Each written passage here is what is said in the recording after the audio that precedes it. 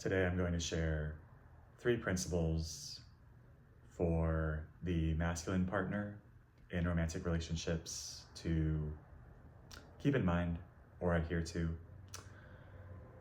These principles are in service of both people in the relationship and the relationship itself. And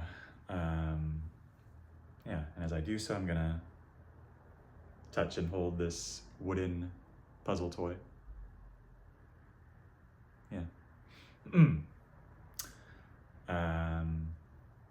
This isn't a gender essentialist thing. Just generally in relationships, a polarity, it's like energetic polarity, serves the relationship where one person's like more masculine, one person's more feminine. That's all I mean by that. These also aren't hard and fast rules. Like, I encourage you to follow the truth of the present moment over just some like these guidelines or principles I'm about to parrot from a book I'm reading, which is called The Masculine in Relationship. Okay, caveats done. The first principle is to respond rather than react in the face of any situation, but especially like big, intense, like sudden or surprising things. So for the masculine, if their partner comes at them with like some anger or like trying to blame or shame them or criticize them over something, one pattern that the masculine could respond with is like a reaction, which could look like if they're getting yelled at, they yell back. Or if they're getting yelled at, they like cower or like just avoid eye contact or like run away from that conversation. Or these things, ways of reacting can be automatic, unconscious, try and protect the person's ego.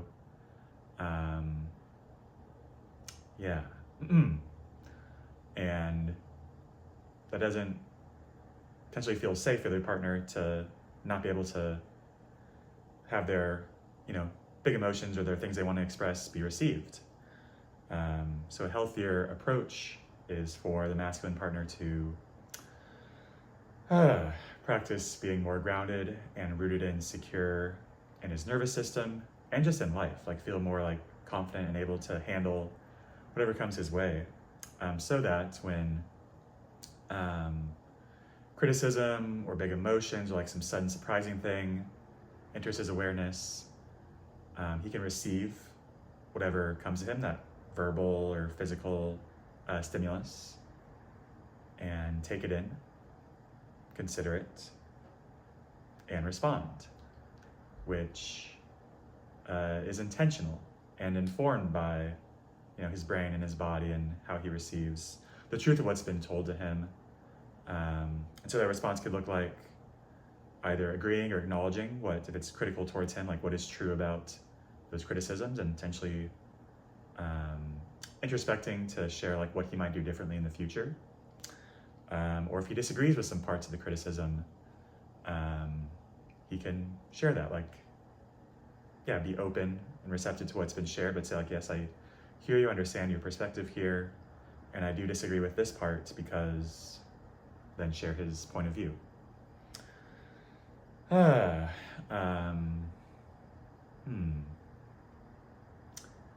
There is a failure mode with choosing to respond rather than react, which is the masculine partner ought not be super stoic, like a totally unfeeling dude who just is almost kind of like numb to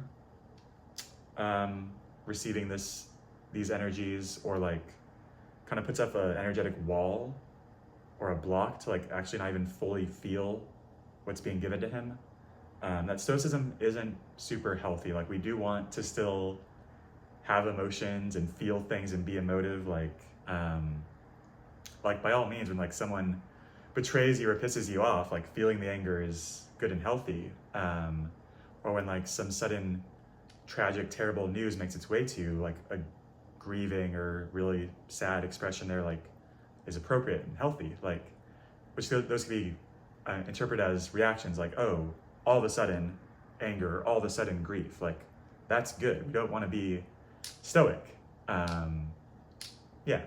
but for our own internal sovereignty and for the good of the relationship, the masculine partner ought to, as much as possible, respond to things that come their way, which is intentional and informed, and from a place of internal security, like I'll be okay no matter what, I am okay, instead of like unconscious, defensive, automatic reacting, which also tends to be immediate. Yeah. Okay, so that's respond over react. Principle 2 is to provide structure, which is to say, it is a gift for the masculine partner to offer direction, organization, and to clarify things that are unclear. Like for a date night, the masculine partner could suggest like, hey, I'd love to cook breakfast for dinner and then walk around the neighborhood and then play a board game. How does all that sound? It's nice to like reduce the scope of like the whole universe of possible things that could happen on a date down to that very clear like meal, walk, game. Like that's very instructive, and now the other partner can feel into how that sounds to them and like say like, oh, I don't really want breakfast for dinner, or yeah, I'd love to go on that walk, or do you have this board game? Like once the universe of options has been reduced down to like a very narrow scope, the other partner is like really free to enjoy and receive and anticipate what's going to come. That's only possible because like the masculine partner decides to, provide like leadership and some sort of direction for whatever it is. This could happen to you for a vacation, or like planning a dinner party with friends, or even like in conversation. It could be like good for the masculine partner to like express a boundary, like, hey, I notice you're like trying to shame me. I'm not going to tolerate that. Like, please stop using that language. It's like, it seems like you're just trying to like make me feel bad about this thing that's not in my control. Expressing boundaries from the masculine is also a way to provide structure, like in a conversation. Failure mode here. We don't want the masculine partner to be a dictator. Like, things are better when they're like collaborated or co-created, when the masculine partner like has his other partner's preferences in mind as he makes plans or gives initial suggestions. Relationships are collaborative and like egalitarian is healthy. That's not to say that partners are equal. Like the polarity again is good and nice and healthy for that relationship, but when the masculine partner provides structure, it's not as a rigid like do as I say or else. Like again, this like can threaten the ego.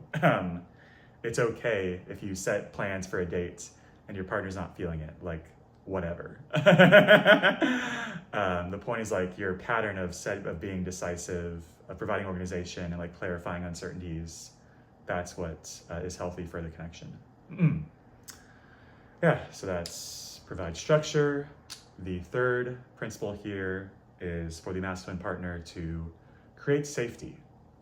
There are a few points to this, like financial safety is nice. Like again, like I'm more egalitarian here, like just do your part. Like sometimes you can pay for dates entirely, sometimes 50-50, like that's all extremely nuanced and subjective to your personal relationship. Some like financial contribution helps create safety. Some like physical safety is nice. Like it's probably good if you're a man for the masculine partner to be like, strong and like feeling confident, secure in his body, like able to respond to unsafe situations. If you're like walking outside at night and someone approaches you, just like, for the masculine partner to have a physically strong frame can help his partner feel safe. But primarily, creating safety is around emotional safety. And this does weave with respond over react. It's good for the masculine partner to make it clear that his other partner, if she's feeling like some anger towards him or criticism or like blame for something, that like all of those expressions towards him or that information, those emotions, like are all welcome. Like he can take it, like he can receive those strong emotions because it's more natural, just part of the other person's like natural expression. Like she's feeling some big kind of way. The masculine partner creates safety by making it clear, like, he will listen to her. He will openly receive what she wants to say or cry about or express. And he's not gonna like minimize her emotions or like tell her that's not right or logical or whatever. Like, he's gonna openly, receive them and then probably, hopefully respond rather than react to them.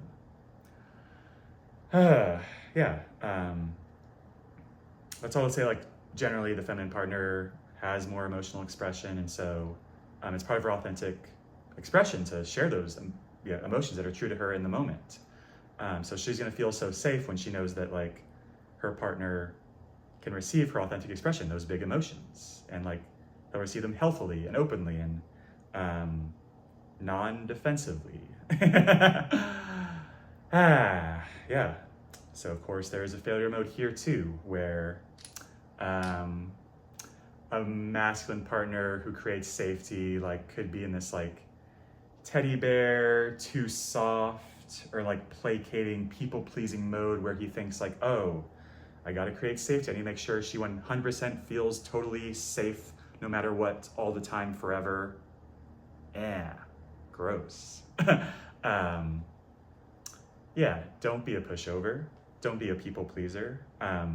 Don't create safety at the expense of like what you as a masculine partner desire, what you want, what you prefer. Like the masculine partner ought to like always express his desires and what he wants and like risk being rejected or hearing no's. What's to say there? Like don't minimize your own preferences and desires for the sake of like potentially compelling her to like disagree or say no to something, just so she might feel safer not having to say no. Like all of that is unhealthy. Don't be the pushover, people pleaser, super teddy bear. Like still have your own internal autonomy and desires. Push back when it's appropriate. And all of that, still being yourself, that does maybe a little counterintuitively inspire like feelings of safety for her, knowing you're secure and sovereign and expressing your needs and preferences and desires. Woo! Yeah. There you go. You're all set, masculine partner. Cool. So this has been day 29 of 30 days of vlogging in April. Thank you for watching and listening, and I will see you for the final day tomorrow.